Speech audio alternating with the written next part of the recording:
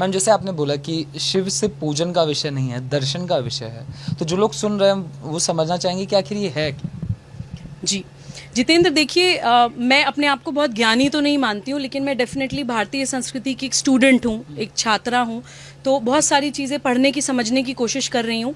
जब शिव के बारे में मैंने जानने की कोशिश करी तो पहली चीज़ तो मुझे ये पता चली कि शिव और शंकर अलग अलग हैं। हम लोग अक्सर समझते हैं कि शिव कोई व्यक्ति हैं। शिव जो है वो कॉन्शियसनेस की जो बिल्कुल परम अवस्था होती है, चेतना की जो अवस्थाएं होती हैं, जागृत, निंद्रा और स्वप्न, उससे भी इन तीनों अवस्थाओं से ऊपर जो स्टेज होती है चेतना की, समाधि, तभी उनको जो है कहते हैं कि त्रिनेत्र खुलना, कि वो जब आप बिल्कुल हर चीज़ को एक अहम ब्रह्मास्मि वाली दृष्टि से देखते हैं। जब मुझे दिखता है कि जितेंद्र के अंदर भी मैं ही हूँ, हम उन तत्वों से बने हैं, क्षिति, जल, पावक, गगन, समीरा, उन 5 एलिमेंट से हम बने हैं, उन्हीं 5 एलिमेंट से पूरा विश्व बना है।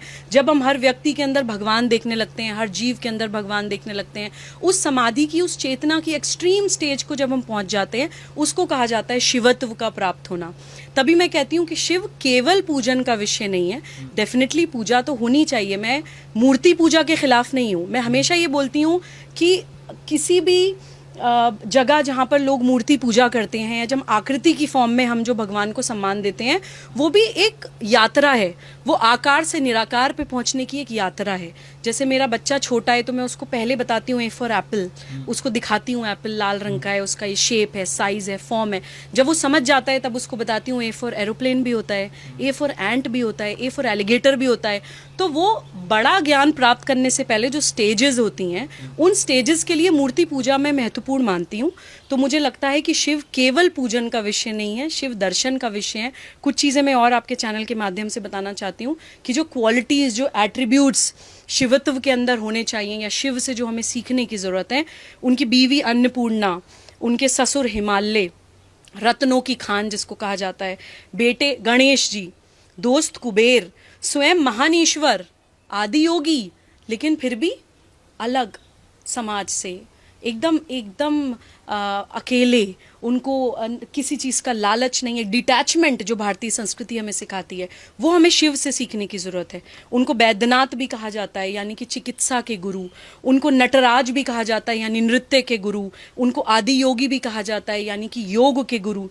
इनफैक्ट हमें तो इस चीज़ से शायद ज़्यादा भारतीय लोग कनेक्ट कर पाएंगे कि श्री राम के भी गुरु हैं शिव, क्योंकि रामेश्वरम में श्री राम ने खुद शिवलिंग स्थापित किया था, जो आई थिंक जिन 12 ज्योतिर्लिंगों का मैंने जिक्र किया, उन 12 ज्योतिर्लिंग में से एक रामेश्वरम का ज्योतिर्लिंग है। तो श्री राम जिनको अपना गुरु मानते हो, वो कितना बड़ा दर्शन होगा, ये हमें समझने की ज़रूरत है। वो ओंकार भी हैं, जो एक ओंकार, जो एक कहते हैं कि यूनिवर्सल वाइब्रेशनल साउंड, क्रिएशन जिसको कहा जाता है, तो वो संहार भी हैं, वो क्रिएशन भी हैं, वो डिस्ट्रक्शन भी हैं। उनके जो गण कहा जाता है, जो आसपास के लोग हैं, वो भूत, प्रेत, पिशाच, यानी समाज से जो त्याज्य लोग हैं, जिनको कोई अपने आसपास भी नहीं रखना चाहता है, उनको वो अपने साथ लेके चल रहे हैं। तो ये भी भारतीय संस्कृति का एक दर्शन है कि हमारी संस्कृति में किसी को त्याज्य, या किसी को अवर्ण, या तुम छोटी जाति के हो, तुम पास मत बैठो, तुम्हें छुआ नहीं जाएगा, ये भारतीय संस्कृति का दर्शन नहीं है। तो ये भी हमें शिवत्व सिखाता है। शिव को अर्धनारीश्वर भी कहा जाता है कि उन्होंने पार्वती जी को अपने अंदर समाहित कर लिया था। तो वो जो मेल फीमेल एनर्जी से पूरा यूनिवर्स बना है, जिसको यिन यांग भी कहते हैं बहुत से कल्चर्स में, या बहुत अलग अलग शब्द उनको दिए गए हैं, वो अर्धनारेश्वर का भी प्रिंसिपल हमें शिव सिखाते हैं। नारी अपमान हमारे देश में नहीं हो सकता है। नारी अपमान पे हमारे देश में महाभारत, रामायण जैसे युद्ध हो जाते हैं।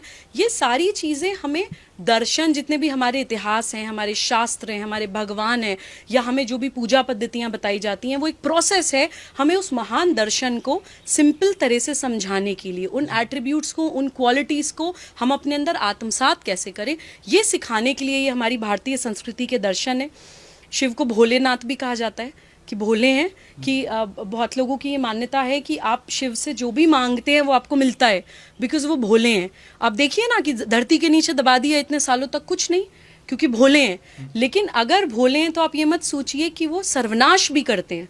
भोले हैं, एक हद तक भोले हैं, एक लिमिट तक, एक सीमा तक भोले हैं। नीलकंठ हैं, समुद्र मंथन से जो जहर निकला था वो उनके अपने गर्दन के अंदर है। नीलकंठ हैं, लेकिन तांडव भी करते हैं।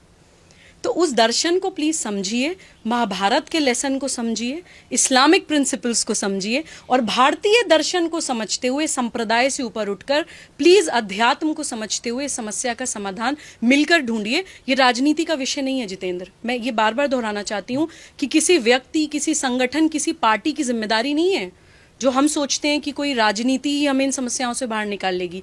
भारत में समाज सत्ता राज सत्ता से बड़ी चीज़ है। ये भारतीय समाज की ताकत है, ये भारतीय समाज की हिम्मत है, और ये भारतीय समाज की एकता है जो हमें इन समस्याओं से निकाल सकती है। तो कृपया इस चीज़ में हम लोग भारतवासी बन के समस्या को देखें और संवाद करके समाधान की ओर बढ़ें। इसी आशा और इसी विश्वास के साथ मैं अपनी इस बाइट को समाप्त करना चाहूँगी।